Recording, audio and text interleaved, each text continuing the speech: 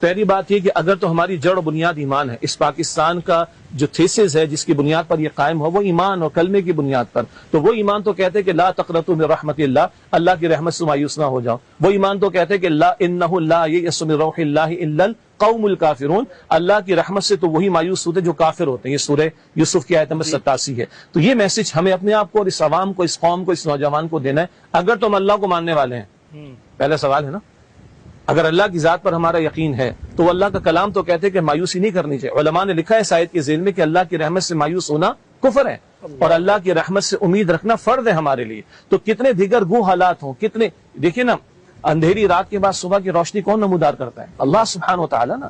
تو اگر تم اس کے ماننے والے ہیں تو پھر ہمارا سوچنے کا اسٹائل ڈیفرنٹ ہو جائے گا.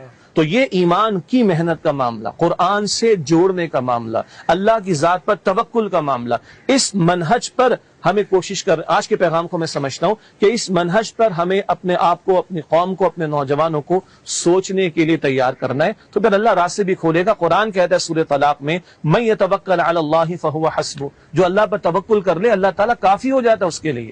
اللہ کے رسول فرماتے علیہ الصلوۃ والسلام، اما عائشہ رضی اللہ تعالی عنہا کو حضرت امیر معاویہ رضی اللہ تعالیٰ عنہ درخواست کی کہ کچھ وصیت فرمائیے، تو اما عائشہ رضی اللہ تعالیٰ عنہ نے رسول علیہ السلام کی حدیث لکھی کہ جو ایک اللہ کا ہو رہے، اللہ پر توکل، اللہ سے توقع، اللہ سے امیدیں، اللہ ماں سوا سے باقیوں سے اس کو بیگانہ کر دے گا، یعنی اس کو بے نیاز کر دے گا اور اللہ تعالیٰ اس کے لیے کافی ہو جائے گا. اور جو ایک اللہ کو چھوڑ کر غیروں سے، مخلوق سے توقعات رکھے، ان پر تکیہ کرے، تو اللہ اپنا ذمہ ہٹا کر ان کو مخلوق کے حوالے کرے گا، در بدر کی ٹھوکریں کھائیں گے. اس کا حاصل ہے وہ شعر کہ وہ ایک سجدہ جسے تو گراں سمجھتا ہے، ہزار سجدوں سے دیتا ہے آدمی کو نجات.